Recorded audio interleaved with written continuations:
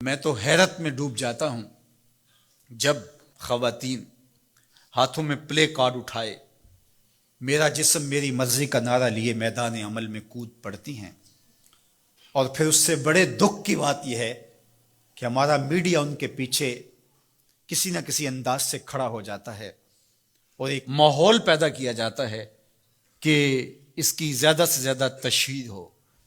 میرا معاشرہ، میرا دین، میری مشرقی روایات، میرا کلچر، میرا تمدن، میری تہذیب اس کی حمایت نہیں کرتا۔ میرا دین تو مجھے اس بات کا سبق دیتا ہے، میری بہن کو، میری بیٹی کو، میری ماں کو، میری بیوی کو میرا دین یہ سبق دیتا ہے کہ وَلَا تَضْرِبْنَ بِأَرْجُلِهِنَّ لِيُعْلَمَ مَا يُخْفِينَ مِنْ زِينَتِهِنَّ، کہ وہ اتنے زور سے قدم بھی نہ رکھیں کہ ان کے پاؤں میں پڑے ہوئے پازیب کی چھنکار غیر مرد کے کانوں تک پہنچے۔ جو اسلام اپنی شہزادیوں کے پاؤں میں پڑے ہوئے پازیب کی جھنکار بھی غیر مرد تک جانے سے روکتا ہے، تو کیسے گوارا کیا جا سکے کہ ٹھمکے لگا کے عورتیں ہاتھوں میں پلے کارڈ اٹھائے بلند آواز سے نعرے لگا رہی ہوں اور جو ہے وہ دھمک دھمک کر کے جو ہے وہ اپنے حقوق مانگ رہی ہو۔ تم حقوق کس سے مانگتے ہو؟ محمد عربی نے تمہیں 14 صدیاں قبل حقوق دیے، اور اگر تم اسلام کو نہیں مانتی اور اسلام کے ضابطوں سے انحراف کرتی ہو تو تمہیں میں ایک نقشہ ماضی کا دکھانا چاہتا ہوں کہ تمہارے وجود کو بھی گوارا نہیں کیا جاتا تھا۔ اٹھا کر کے سسکتی بچی کو زندہ درگور کر دیا جاتا تھا۔ بھائی اس لیے کاٹ دیتا تھا کہ کل کوئی میرا بہنوئی نہ کہلائے۔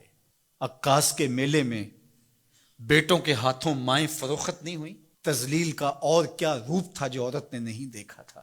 یہ تو اسلام کا فیض ہے کہ اسلام نے ماں کا روپ دیا، اسلام نے عورت کو بہن کا روپ دیا، عزتوں کی مسند پہ بٹھایا۔ بیٹیاں زندہ درگور ہو رہی تھی، میرے حضور نے کہا میری فاطمہ میرے جگر کا ٹکڑا ہے۔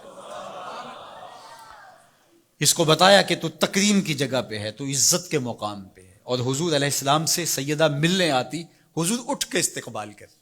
عورت کہتی ہے مجھے حق نہیں دیا گیا جتنے حق تجھے دیے گئے۔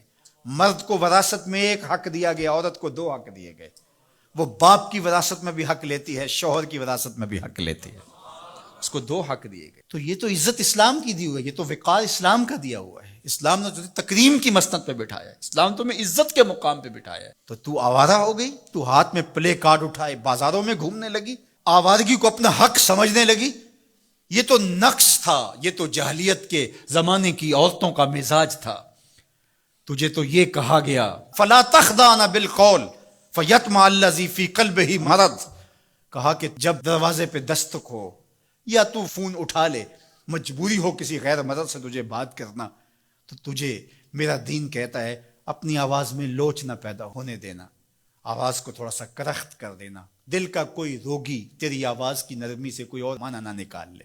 تو اتنی پاک اور پردے دار ہے کہ تیرے بارے میں خیال بھی پاک رہنے چاہیے۔ تجھے دیکھ کے مرد کو ادب سے نظریں جھکانے کا حکم دیا گیا ہے۔ نگاہیں نیچی کر لو، محمد کی شہزادی آ رہی ہے۔ نگاہیں نیچی کر لو، فاطمہ کی بیٹی آ رہی ہے۔ نگاہیں نیچی کر لو، عائشہ کی بیٹی آ رہی ہے۔ تو عزت کے مقام پہ بٹھائی گئی، تو کس نے تجھے آوارہ کر دیا؟ کس نے تجھے بد چلن کر دیا؟ چند ٹگوں پہ، چند ملکوں کے سرمائے پہ، اور چند آوارہ عورتوں کے کہنے پہ جو مغرب کی وظیفہ خور ہیں اور جو نہ نظریہ پاکستان کو مانتی ہیں اور نہ ہی نظریہ اسلام کو مانتی ہیں، ان کے کہنے پہ تو ان کے ساتھ جا کے کھڑی ہو گئی۔ پلٹا واپس، تیری راہیں تیرا دین دیکھ رہا ہے۔ یہ 4 دن کی زندگی ہے، یہ بکھر کے ٹوٹ جانے والی سانسیں ہیں۔ آ جا، تیرا دین انتظار کر رہا ہے، تیری نسلیں تیرا انتظار کر رہی ہیں۔ بطول باش و پنہا شو ازیں اثر کہ در آغوش شبیر بگیری۔ اقبال نے کہا بہن بطول بن جا اور زمانے کی نگاہوں سے پوشیدہ ہو جا، پھر تیری آغوش میں بھی حسین کے جانشین پیدا ہوں گے۔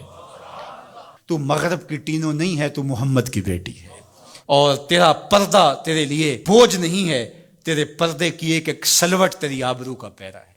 تیرا برقع تیری عظمتوں کا نشان ہے۔ جب تو برقعے میں سمٹ کر، جب تو شرعی پردے کے ساتھ ڈھیلا لباس پہن کے گھر سے کسی کام سے مجبوراً نکلتی ہے تو فرشتے بھی ادب سے سر جھکا لیتے ہیں.